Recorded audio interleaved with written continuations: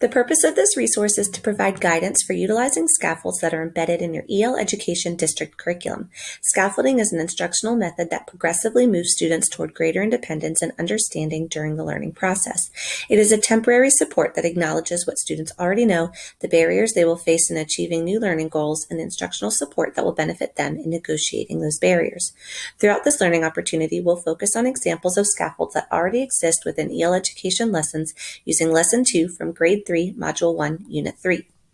An EL Education Scaffold Overview document for elementary ELA grades 2 through 5 can be found in Learning Central under the appendix within each grade level module and in the teacher planning tools for your grade level curriculum. Please refer to this document for additional supports as you plan. The lesson components listed on the slide are where you can locate embedded scaffolds within lessons and will be highlighted throughout this presentation. The unit overview has suggested prioritizing instruction in Lessons 1 and 2. Though these lessons follow routines that are largely familiar to students, the complexity of the text often requires additional attention. Both Lesson 1 and 2 build to the mid-unit assessment in Lesson 3, so consider expanding the time allotted for these lessons. Consider spreading activities into 2 days, or both Lessons 1 and 2 are aligned to flex days within the all-block materials that may provide you with the needed time. The teaching notes section for this lesson highlights the value of the embedded language dive. This is the first formal language dive all students will participate in and will become a regular routine throughout the remainder of the year. Consider slowing down or expanding instructional time of this lesson for full implementation of the language dive. During the language dive, remember to reinforce Goal 2 conversation cues, which again may slow down the flow of instruction as students acclimate to this new element of discussion. The Mid-Unit 3 assessment in the next lesson will prompt students to write an informative paragraph about the central message, lesson, or moral of the text. During Lesson 3, but prior to the assessment, students will color code the close read note catcher that the teacher will help to complete in this lesson during the close read. To support students, consider partially filling in the note catcher for them ahead of time, such as providing the details you will highlight for the class during the close read. Providing students with multiple means of representation as outlined in the Universal Design for Learning section will benefit all students throughout the close read and language dive. Much of the language is focused on figurative language or requires comprehending the meaning of figurative language to make meaning of the central message, lesson, or moral. Encourage students to act out details from the close read excerpt, draw pictures, or rephrase to help support comprehension. As you incorporate Goal 2 conversation cues as well as guide students through the close read and their first formal language dive, be sure to provide ample think time to encourage participation and comprehension.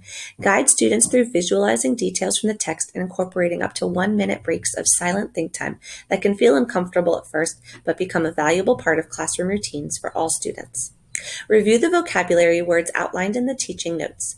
Prior to the lesson or when reviewing the learning targets in Opening A, consider modeling strategies for determining the meaning of unfamiliar words, such as breaking the words into root words and affixes or using dictionaries to consistently reinforce using these strategies.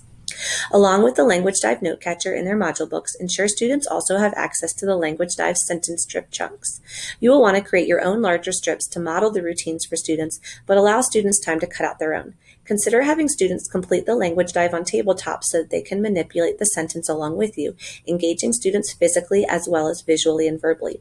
You will model reading the entire sentence on the note catcher and then redirect students to the deconstructed chunks of text.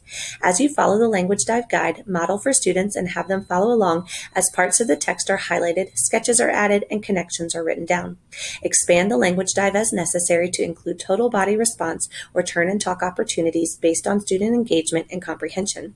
After closing A, consider taking time to review the structure of informative paragraphs as introduced in the second half of Unit 2. You will begin the next lesson with analyzing a model informative paragraph prior to students completing the Mid-Unit 3 assessment, and helping students review this material will support their readiness for that lesson. Scaffolding is an instructional method that progressively moves students toward greater independence and understanding during the learning process. Refer to the EL Education Scaffold Overview for grades 2 through 5 for additional resources that may provide further support when planning for and implementing instruction. As a reminder, additional resources and professional learning videos can be found in Learning Central under the appendix within each grade level module and in the teacher planning tools for your grade level curriculum. If you need more assistance with differentiating scaffolding lessons, you may wish to reach out to the experts in your building, ESL teachers, special education specialists, intervention team facilitator, or contact the central office coordinating teachers assigned to your school for support.